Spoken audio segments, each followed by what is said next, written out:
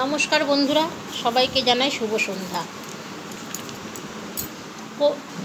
কবিতা তোমায় দিলাম আজকে ছুটি, ক্ষুধার রাজ্যে পৃথিবী গদ্যময়, পূর্ণিমা চাঁদ যেন ঝলসানো রুটি।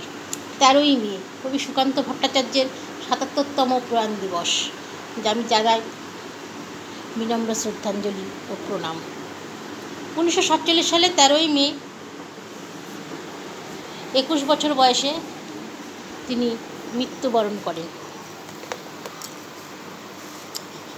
তার বিখ্যাত কাব্যগুলির মধ্যে ছাড়পত্র, একটি মোরগের কাহিনী, লেনিন, ভালো খাবার, দেশলাই কাঠি উল্লেখযোগ্য। আজ তার প্রয়াণ দিবসে আমার ক্ষুদ্র নিবেদন তারই লেখা হে মহাজীবন। হে মহাজীবন, কবি সুকান্ত ভট্টাচার্য।